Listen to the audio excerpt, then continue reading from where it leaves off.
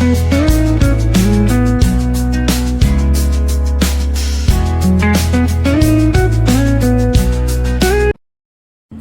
Friends, कैसे हैं आप लोग। सफ़र टीनो में आप सबका स्वागत है। आज हमारे पास एक काम है बाहर का फील्ड का, कल्याणपुर में। अमित भाई मैकेनिक हैं, उनके यहाँ जाना है। उनके यहाँ एक क्विड गाड़ी है रेनॉल्ट की, उसमें स्टीयरिंग की प्रॉब्लम है। तो उनका एक ईसीएम भी है, जो ये ईसीएम बनने आया था, ये भी मुझे उनको वापस करना है। चलिए चलते हैं। बाहर तो बारिश हो गई, लेकिन जाना पड़ेगा, काम जरूरी है। हमने अपना सारा सामान ले लिया है।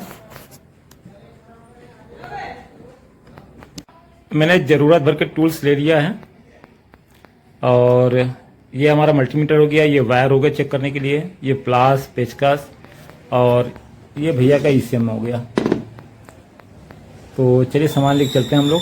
हाँ, एक और रह गया। अभी हमने जो है अपना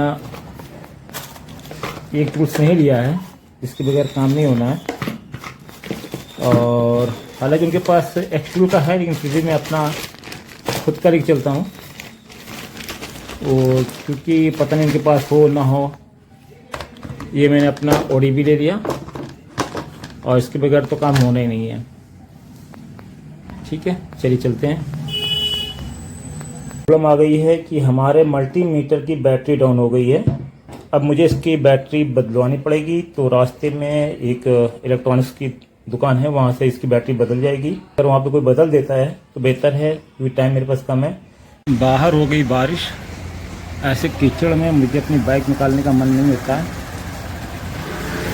लेकिन जाना पड़ेगा। ये देखिए, चारों तरफ कीचड़ कीचड़ हो गया है। तो दोस्तों, हम पहुँच गए हैं दिल्ली इलेक्ट्रॉनिक्स पर। यह दुकान बर्रा की सबसे पुरानी और भरोसेमंद है। ये देखिए, हमारे मल्टीमीटर के बैटरी बदलने का प्रोसेस चालू हो गया है। ये इसकी पुरानी बैटरी है, अब इसकी जगह ये नई बैटरी लग जाएगी। इस बैटरी की कीमत कानपुर में 40 से 50 रुपए है। और अब ये मेरा मल्टीमीटर तैयार हो गया है। अब मुझे काम पे आगे निकलना पड़ेगा। चलिए चलते हैं हम लोग आगे के सफर पर। अब हम पहुंचे हैं जीत मोटर्स, और यहाँ थोड़ी देर पहले तक बारिश हो रही थी, लेकिन अब बारिश बंद है। यह वही क्विड कार है जिसमें स्टीयरिंग की प्रॉब्लम है। मैंने अपना काम शुरू कर दिया है, और अभिषेक भाई हमारी मदद कर रहे हैं। जैसे ही मैंने स्कैन टूल से क्विड को स्कैन किया, इसमें DF017 कोड आ गया। जब रेनॉल्ट गाड़ी के इलेक्ट्रिक पावर स्टीयरिंग सिस्टम में कोई फॉल्ट आता है, तब fault code DF017 scanner show करता है। इसका मतलब यह है कि ईपीएस में पावर सप्लाई में दिक्कत है, या सेंसर से कनेक्शन नहीं हो पा रहा है।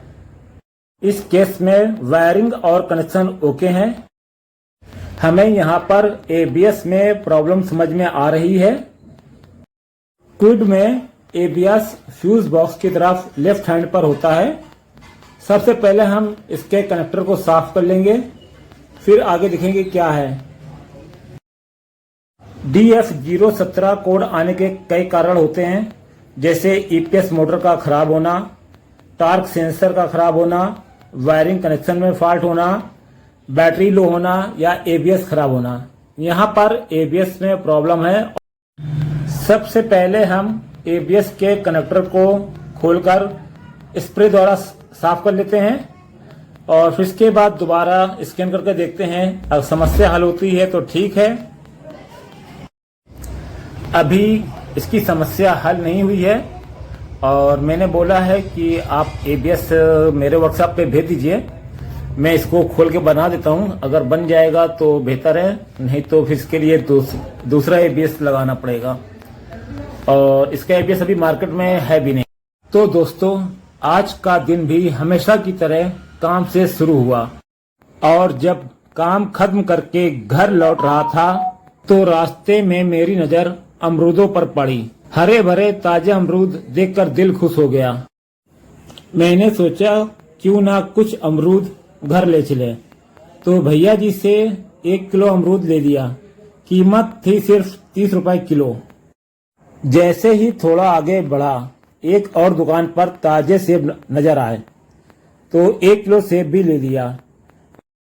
घर लौटते वक्त मेरी नज़र खीरे और भुने हुए चने और मूंगफली के दानों पर पड़ी, और आप जानते हैं ये मुझे कितने पसंद है। तो आज के बारिश से मेरी गाड़ी भीग गई है, और ये दादा नगर में मेट्रो का काम तेजी से हो रहा है। जल्द से जल्द दादा नगर में मेट्रो चालू हो जाएगी।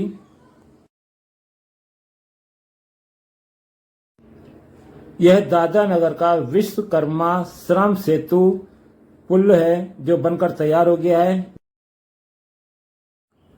ये लो भाई, घर की मशीन भी खराब हो गई है, अब इसको भी बनवाने जाना पड़ेगा।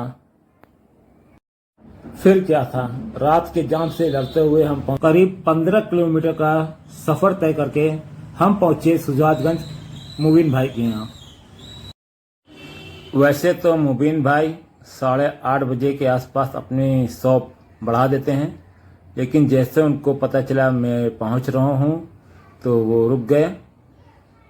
उन्होंने मशीन चेक करके मुझे एस्टीमेट बताया। इसमें कई पार्ट्स ख़राब थे, तो मैंने बोला कि आप इनको इस मशीन को सही कर दीजिए, क्योंकि बार बार ख़राब होने से अच्छा है एक बार सही हो जाए। तो उन्होंने सारे पार्ट्स उसके बदल दिए, मशीन सही कर दी, और मशीन सही करने के बाद मशीन चेक किया, मशीन बिल्कुल ओके हो गई थी। रास्ते में मेरी बाइक हो गई थी पंचर, लेकिन इस बात की खबर मैंने अपने बेटे को लगने नहीं दिया, क्योंकि रात का समय था, वो घबरा जाता। बाइक हमारी सुजातगंज में ही पंचर हो गई थी, लेकिन कोई पंचर बनाने वाला मिला नहीं। रास्ते में बच गए जगह मेरी बाइक स्लिप हो जाती। नौबस्ता के पास थोड़ा सा ब्रेकर था, वहाँ पे बाइक स्लिप होने से बची।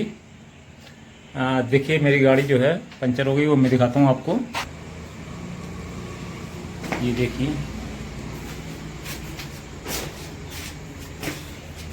ये देखिए किस तरह से पूरा टायर, ये ट्यूब बाहर आ गया।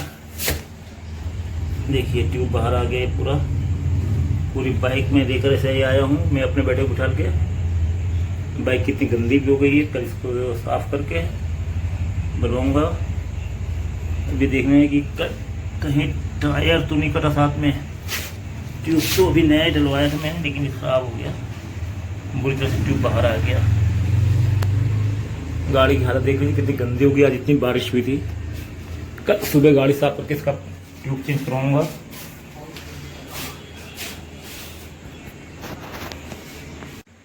अब हम कल आपसे नई स्टोरी में मिलेंगे। कल हो सकता है कि मैं गंगा बैराज पे जाके मैं वहाँ के आपको ब्लॉग बना के दिखाऊं। गंगा बैराज के बारे में कल मैं आपको सारी बातें बताता हूँ, कब बना था, कैसा है, सब मैं दिखाऊंगा आप पे। वहाँ का टूरिस्ट पॉइंट क्या क्या है, कहाँ घूमने की जगह है, क्या क्या मिलता है, सब कुछ गंगा बैराज में दिखाऊंगा मैं। कल मेरा प्लान गंगा बैराज जाने का, लेकिन कल बृहस्पति भी है, जुमेरात है, तो मैं सोच रहा हूँ कि जाजमाऊ होने पहले जाजमाऊ में मखदूम शाह बाबा की अदादमिया की मज़ार है, और वहाँ चलते हैं ज़ियारत के लिए। तो कोशिश कर दें कि पहले वहाँ चलेंगे, फिर उसके बाद अगर समय मिलेगा तो फिर गंगा बैराज चलेंगे, नहीं तो संडे या सैटरडे को मैं जाके देखूंगा। मुझे अब इजाज़त दीजिए, आपसे मैं कल फिर मिलता हूँ। तब तक के लिए गुड नाइट, शबा खैर, अल्लाह हाफिज़।